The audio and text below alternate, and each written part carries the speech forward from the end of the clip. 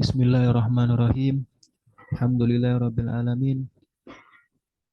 Allahumma shalli wa sallim ala sayyidina Muhammadin wa ala ali sayyidina Muhammad. Assalamualaikum warahmatullahi wabarakatuh. Perkenalkan, nama saya Wila Krisandi. NIM saya 2130204109. Tugas psikolinguistik. Saya akan menjelaskan tentang bahasa verbal dan nonverbal. Baiklah, saya akan membahas terlebih dahulu bahasa verbal.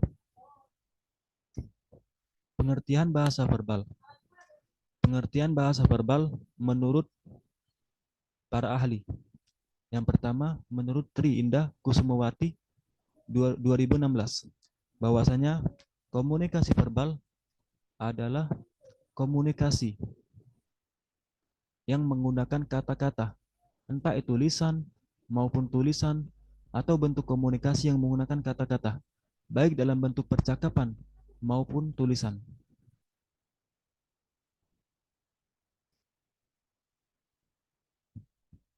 Yang kedua, komunikasi verbal.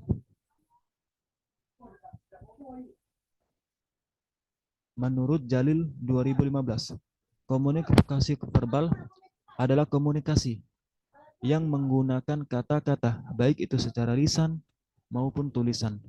Komunikasi verbal ini paling banyak dipakai dalam hubungan antara manusia untuk mengungkapkan perasaan, emosi, pemikiran, gagasan, fakta, data, dan informasi serta menjelaskannya.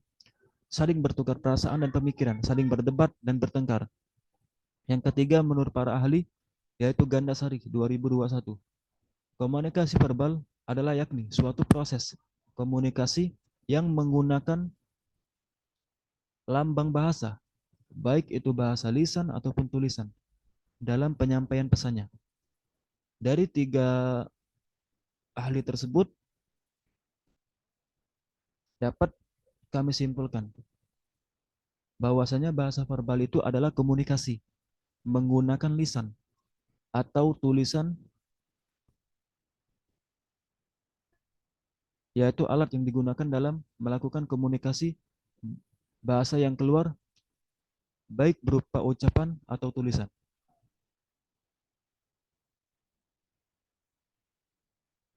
Pembahasan bahasa dan verbal.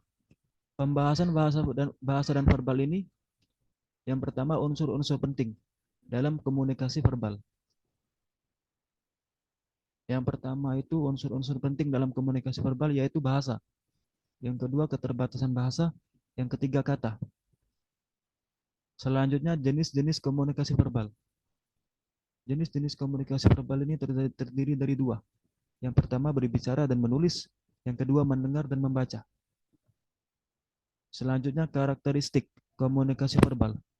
Karakteristik komunikasi verbal ini terbagi menjadi 6. Yang pertama, jelas dan ringkas. Yang kedua, perbendaharaan kata. Yang ketiga, arti konotatif dan denotatif. Yang kelima, intonasi. Yang keenam, kecepatan berbicara. Yang ketujuh, humor.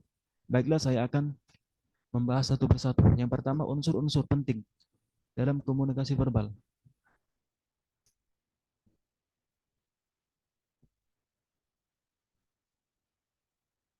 Komunikasi verbal sebenarnya menempati porsi besar, karena kenyataannya ide-ide, pemikiran, atau keputusan lebih mudah disampaikan secara verbal ketimbang non-verbal.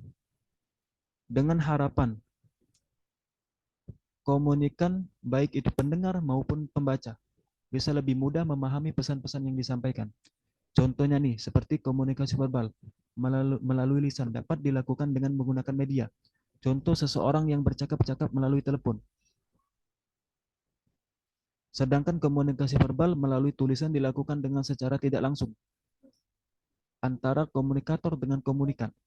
Proses penyampaian informasi dilakukan dengan menggunakan berupa media surat, lukisan, gambar, grafik, dan lain-lain.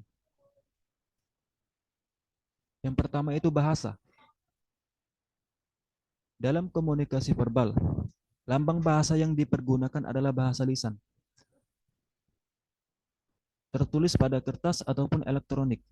Bahasa suatu bangsa atau suku berasal dari interaksi dan hubungan antara warganya satu sama lain. Yang kedua itu keterbatasan bahasa. Keterbatasan bahasa, jumlah kata yang tersedia untuk mewakili objek. Kata-kata adalah kategori. Kategori untuk merujuk pada objek tertentu, seperti orang, peristiwa, benda, sifat, perasaan, dan sebagainya. Yang ketiga itu kata. Kata itu merupakan unit lambang kecil dalam bahasa. Kata adalah lambang yang melambangkan atau mewakili sesuatu hal, entah orang, barang, kejadian, atau keadaan. Jadi kata itu bukan orang, barang, kejadian, atau keadaan sendiri. Yang selanjutnya yaitu jenis-jenis komunikasi verbal. Jenis-jenis komunikasi verbal ini terbagi menjadi 3. Yang pertama berbicara dan menulis. Yang kedua berbicara adalah komunikasi, vokal, verba vokal. Sedangkan menulis adalah komunikasi verbal dan vokal. Contoh, komunikasi verbal vokal adalah presentasi dalam rapat, dan contoh komunikasi verbal non vokal adalah surat menyurat bisnis.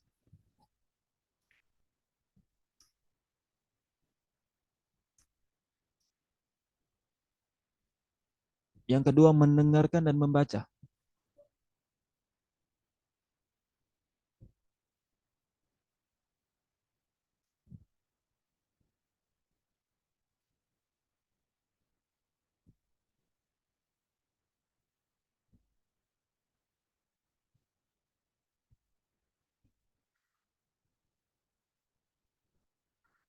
Mendengarkan dan membaca itu kata yang mempunyai makna berbeda. Jadi mendengar dan membaca itu mempunyai makna yang berbeda. Mendengar berarti semata-mata memungut getaran bunyi. Sedangkan mendengarkan adalah mengambil makna dari apa yang didengar. Mendengarkan melibatkan 4 unsur, yaitu yang pertama mendengar, dan kedua memperhatikan, yang ketiga memahami, dan keempat mengingat. Membaca adalah suatu cara untuk mendapatkan informasi dari sesuatu yang ditulis.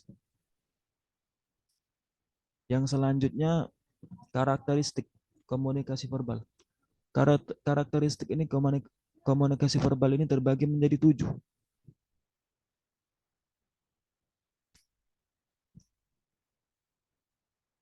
Yang pertama itu jelas dan ringkas. Jadi karakteristik komunikasi verbal ini dia harus jelas dan ringkas. Jelas dan ringkas ini seperti berlangsung sederhana, pendek dan langsung. Bila kata-kata yang digunakan sedikit, maka terjadinya kerancuan juga semakin dikit. Berbicara secara lambat dan pengucapan yang jelas akan membuat kata tersebut makin mudah dipahami. Yang kedua, perbendaharaan kata. Penggunaan kata-kata yang dimengerti oleh seseorang akan meningkatkan keberhasilan komunikasi. Komunikasi tidak akan berhasil jika mengirim pesan tidak mampu menerjemahkan kata dan ucapan. Yang ketiga, arti konotatif dan denotatif. Makna konotatif adalah pikiran, perasaan atau ide yang terdapat dalam suatu kata. Sedangkan arti denotatif adalah memberikan pengertian yang sama terhadap kata yang digunakan. Yang keempat, intonasi. Seorang komunikator mampu mempengaruhi arti pesan melalui nada suara yang dikirimkan emosi. Sangat berperan dalam nada suara ini. Kecepatan berbicara. Keberhasilan komunikasi dipengaruhi juga oleh kecepatan dan tempo bicara yang tepat. menyembunyikan sesuatu dapat timbul bila dalam pembicaraan ada pengalihan yang cepat pada pokok pembicaraan. Yang keenam, humor. Humor ini terdapat meningkatkan keberhasilan dalam memberikan dukungan emosi terhadap lawan bicara. Yang ketujuh,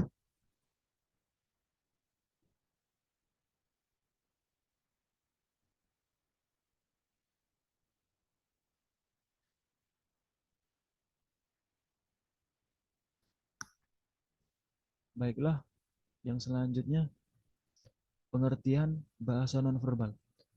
Baiklah, kita masuk tema yang kedua, yaitu pengertian bahasa nonverbal. Pengertian bahasa nonverbal ini saya mengutip tiga para ahli.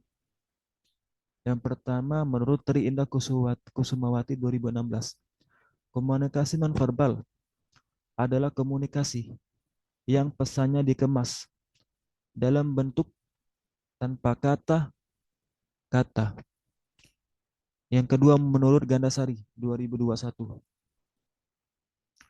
komunikasi nonverbal adalah semua isyarat yang bukan kata-kata. Pesan nonverbal sangat berpengaruh terhadap komunikasi. Pesan atau simbol-simbol nonverbal sangat sulit untuk ditafsirkan daripada simbol verbal. Yang ketiga, menurut Dalil 2015, komunikasi nonverbal yaitu suatu proses komunikasi yang menggunakan lambang, bahasa lisan, dan bahasa tulis dalam penyampaiannya pesannya. Jadi dapat kami simpulkan, bahasa nonverbal adalah alat komunikasi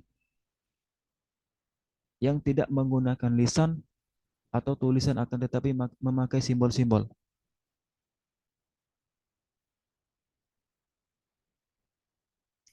Selanjutnya, pembahasan bahasa nonverbal. Pembahasan bahasa nonverbal ini, yang pertama, fungsi komunikasi nonverbal terdiri dari repeating atau repetisi, substituting atau substitusi, contradicting atau kontradiksi, complementing atau compelling, accenting atau akentuasi. Baiklah, saya akan menjelaskan apa itu repeating dan seterusnya. Yang pertama, repeating atau repetisi, yaitu mengulang kembali pesan yang disampaikan secara verbal.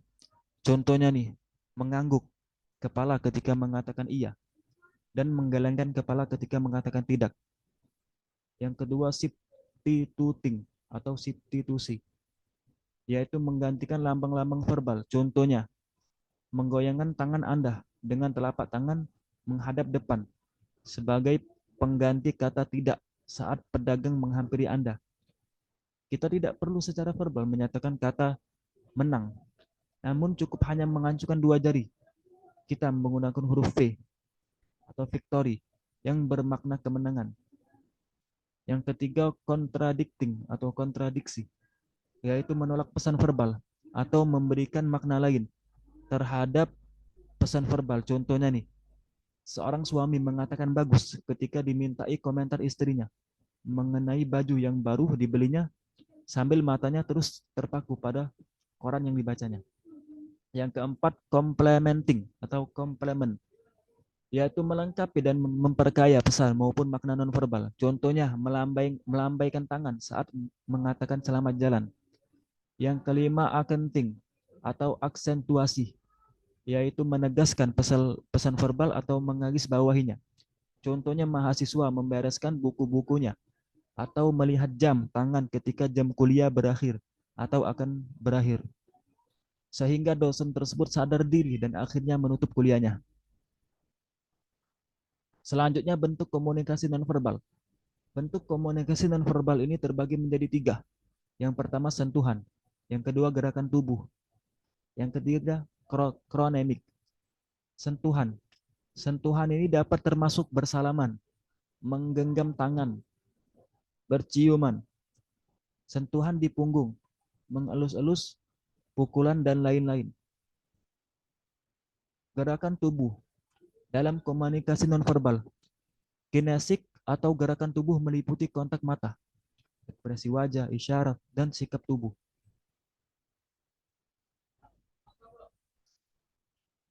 Kronemik. Kronemik ini adalah bidang yang mempelajari penggunaan waktu dalam komunikasi nonverbal. Penggunaan waktu dalam komunikasi nonverbal ini meliputi durasi yang dianggap cocok bagi suatu aktivitas. Banyaknya aktivitas yang dianggap patut dilakukan dalam jangka waktu tertentu, serta ketepatan waktu. Selanjutnya lambang-lambang nonverbal. Lambang-lambang nonverbal dalam komunikasi tertulis yang pertama itu grafik, yang kedua diagram seperti diagram gambar nyata, gambar model, gambar karikatur, gambar animasi, gambar pendukung lainnya, tanda baca seperti titik, koma, tanda tanya, tanda seru, dan sebagai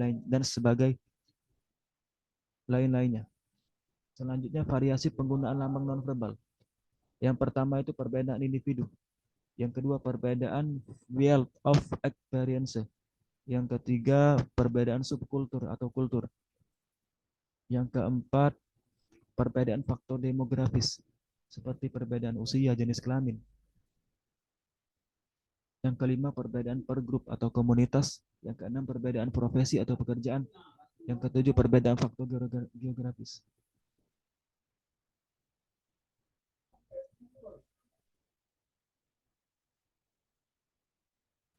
Selanjutnya perbedaan bahasa verbal dan non-verbal.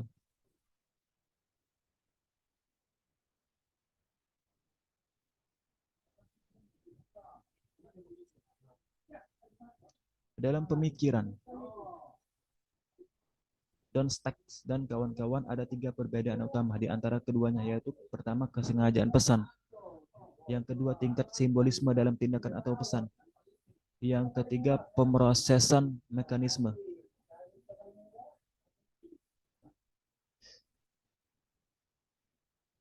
Baiklah, sekian materi yang saya bisa jelaskan. Wassalamualaikum warahmatullahi wabarakatuh.